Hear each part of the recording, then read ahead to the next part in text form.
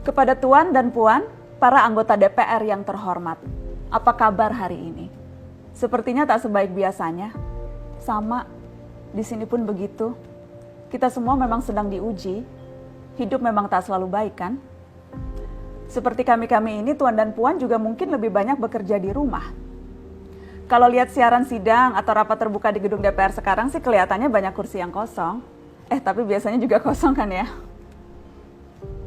Tuan dan Puan anggota DPR yang terhormat. Saya perhatikan parlemen-parlemen negara lain fokus melawan corona. Tapi rasa-rasanya isu-isu yang keluar dari Senayan belakangan kok kebanyakan tidak terkait corona ya? Kami malah membaca DPR bersemangat membahas isu-isu lain. Contohnya, rancangan Undang-Undang Cipta Kerja yang banyak ditolak karena dinilai mementingkan kepentingan investor di atas kebutuhan pekerja.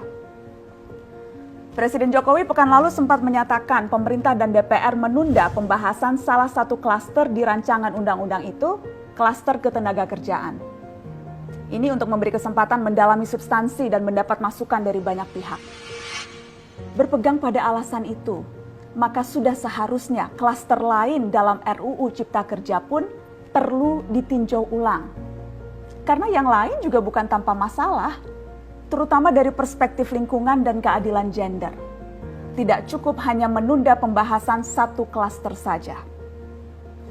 Ada juga RUU lain yang masih nekat mau dibahas. Ada RUU KUHP yang tahun lalu diserbu unjuk rasa. Lalu RUU pemasyarakatan. Ada koruptor yang sudah ngebet pengen bebas kah? Apa kabar Pak Yasona? Terus terang saja, membahas undang-undang yang menyangkut hajat hidup orang banyak di masa seperti sekarang ini terlalu mengundang curiga. Gara-gara pandemi yang pada jatuh cinta saja berani menunda nikah loh. Ini kok DPR buru-buru banget kayak lagi kejar setoran? Tidak ada undang-undang yang tidak penting, semua penting. Justru karena undang-undang itu penting, aneh jika pembahasannya diseriusi di waktu seperti sekarang. Saat dimana perhatian dan konsentrasi kita sedang terkuras bertahan hidup di tengah wabah. Produk hukumnya pun berpotensi cacat bila tidak memenuhi ketentuan dan rasanya belum ada aturan pembahasan RUU secara virtual.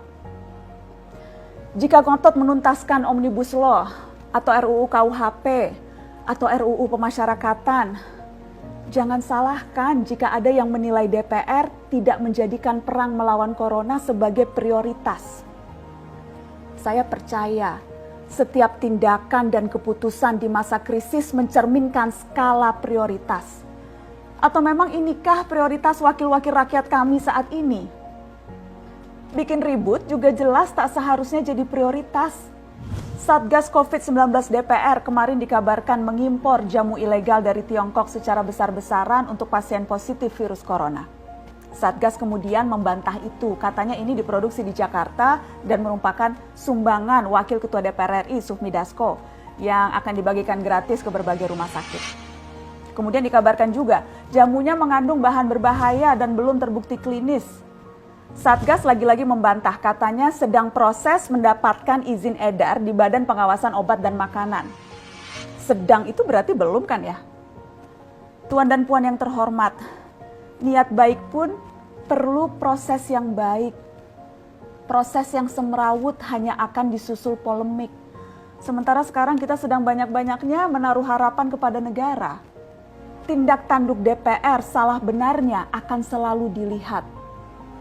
Makanya sempat ramai juga warganet mengkritik Satgas COVID-19 DPR RI yang berfoto mengenakan APD saat hendak berkunjung ke rumah sakit darurat Wisma Atlet menyerahkan sumbangan DPR. Ini dinilai melukai hati masyarakat. Tenaga medis kita saja bertaruh nyawa benar karena kekurangan APD. Tidak ada yang meragukan jumlah sumbangan DPR. Kami yakin pasti banyak, namanya juga DPR, beli ribuan rapid test saja mampu, ngeborong jamu apalagi. Tapi ini soal rasa dan empati. Kecuali ya, kalau yang dipakai anggota DPR itu APD yang lain, alat pelindung dewan. Salam hormat dari kami yang kalian wakili.